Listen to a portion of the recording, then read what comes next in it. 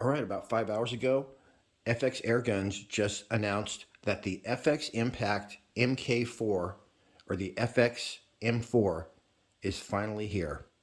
I did check out Utah Airguns and, of course, Pyramid Air. No one has it listed yet. There's no pictures of it anywhere. So I went ahead and just got some screen grabs off the FX Airguns video. There'll be a link in the description where you can go and watch that video. But I'm going to go over the main points in this one and tell you what the new M4 is all about. The good news is, guys, and I was relieved to find this out, it's not much different than the M3. I mean, there's a few goodies on there and some improvements, but there's no game-changing improvements to where if you have an M3, it's almost the same. So you don't have to rush out and buy this. The other good news is that it fits all the M3 parts. So if you just want to swap it out and then take all your accessories off your M3 and stick them on the M4, there you go. Real quick, let's go over what the M4 is all about. Real quick, I'm just going to go over what the changes are. When they are available, I'll put a link in the description. If you use the link in the description, I'll make 5%. All right, first I'm going to go over real quick what's the same. So you still get an awesome hard case. It's all cut out for your scope and everything inside. Hold your magazines, your LDC, everything. It's still multi-caliber. And then what's similar is that it has a new 75cc plenum, but the M3 has a 72, so that's pretty much the same. I'm just going to start off with a big difference. It has a new quick set trigger system. So this allows you to basically have 3 types of triggers built in there. I'm not sure exactly how you do it. With a couple screws, you can switch. So this is going to give you a trigger that's for hunting, and then your traditional pure FX trigger, which is what everyone's used to with the Impact. And then there's a third trigger, which is your competition, match grade, breaks like glass, feather light, match grade trigger. It still has the exact same quick tune system with the dial and the little micro wheel. But one new thing is that it does not have 2 regulators anymore. They have a new regulator that's able to handle extremely low and extremely high pressures. So there's no need for that first regulator anymore. They got one that does it all, something to do with a brass piston. Just as a note, there is some overall refinement on the inside that makes everything just a little more efficient, just a little bit better. But now in no particular order, I'm just going to rattle off all the differences.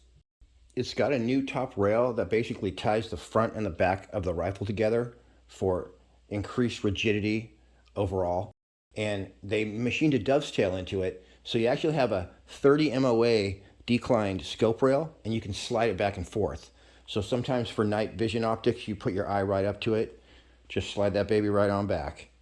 It's got a nice smooth side lever action, and it's always been ambidextrous where you can switch it from right to left. But now there's a retention that was added to where when the bolts open and you tip the rifle downward, let's say you're in a PRS competition, it won't accidentally fall closed from gravity. Now it's got a little retention there, it'll stay open. They came up with and designed a new FX UG1 grip, which is just like, I don't know how to describe it, it's badass. It fits your hand perfectly, and I can tell a lot went into it, but they're very proud of the new grip, and it definitely looks awesome. There's a block up at the top that I believe is removable, so that people will be able to design aftermarket extensions and things where you could just replace that block with a bunch of things machined on it. I could be wrong about that, but I think that's what they were saying. They have new magazines that are made out of a higher grade material. I'm not sure what, but you can see the old magazines, they were nice too, but they're more plasticky, and these are just like more ballistic polymer type thing. And they said that it's more robust so that it has no problem rotating heavy slugs. They're still going to come with 300cc, 480cc, or 580cc carbon fiber bottles, depending on what configuration you get. They got little compact shorties all the way up to 357s. So, and that's pretty much it. It said that it's going to come with a new FX moderator. Depending on where you buy it, it may or may not come with one. And that's all I can think of. Like I said, you guys, it looks like it would be nice to have a new M4, but it's not like so much of a difference that you have to get one. The M3 is very, very similar. In store soon. Right now I'm making the FX DRS video, and I don't think that gun's leaving here. I'll tell you that. So freaking awesome. When you eliminate the air tank on an air gun, it becomes extremely light. So this little beauty's 5 pounds, but more on that in a couple days. All right, everybody. Thanks for tuning in. We'll see you on the next one.